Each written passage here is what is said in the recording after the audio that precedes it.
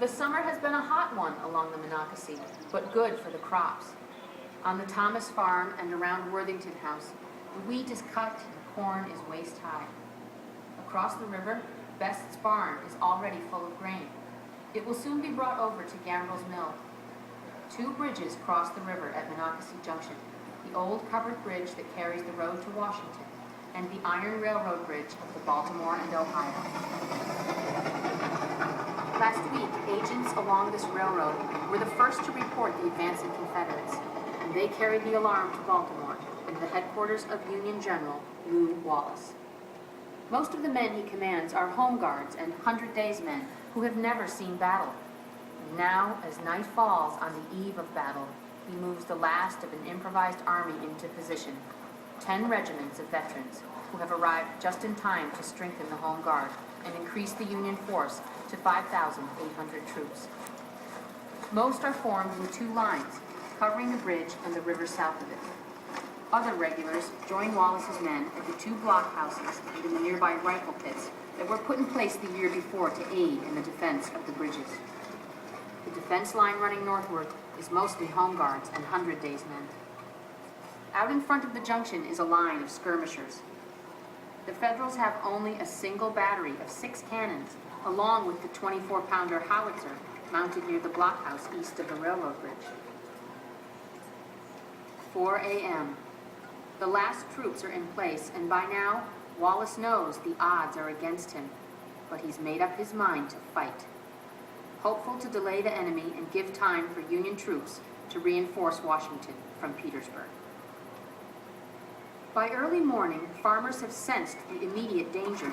The horses have been taken to hiding places at the mountain, cellars boarded up, and families sent into hiding. It is none too soon.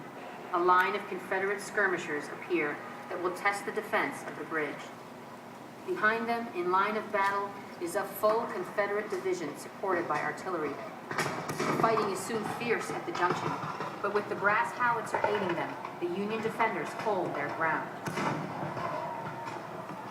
They counter the probing attacks so well that Confederate General Early abandons his attempts at a frontal assault. An alternate means is found when cavalry troops locate a crossing south of the junction. They will instead flank the enemy. Meanwhile, Confederate sharpshooters are put in Best's barn to pick away at the Federals as more Confederate artillery is brought to bear. The Union gunners return fire and set the barn ablaze.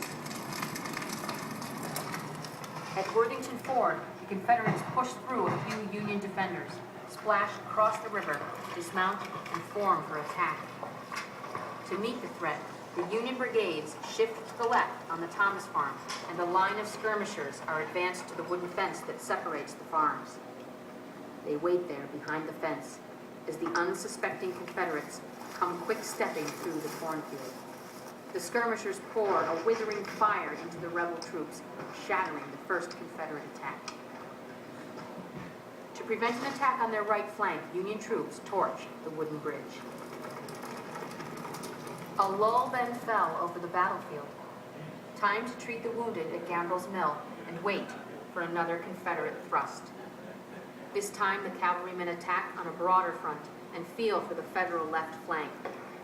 The lines close to point-blank range. Fighting becomes hand-to-hand. The Federals are pushed back behind the Thomas house.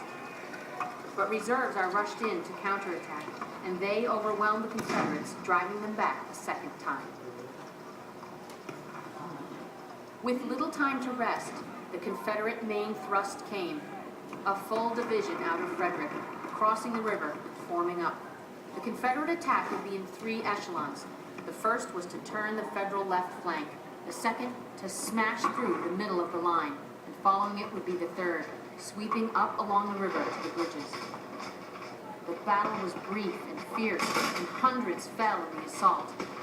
Thomas House was lost, as the Federal lines weakened and fell back. Across the river at the junction, the Confederates drove through to the blockhouse, forcing the defenders into a desperate escape across the railroad bridge under fire. Outgunned and outnumbered, the Federal forces fall back, as the Confederates keep coming like a sheet of flame. And then it was over.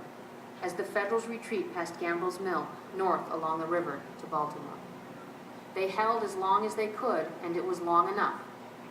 As darkness falls, Jubal Early's army encamps on the field, badly mauled and too late to press on. The Confederates finally reached Fort Stevens 2 days later, but by then Union troops had just arrived from Petersburg to stop them. Early and his army were forced to withdraw, ending the South's last incursion into the North. While it is true that the Battle of Monocacy was a defeat for General Wallace and his men, it is true only in a limited sense. For by fighting for time, he would write later, these men died to save the national capital, and they did save it.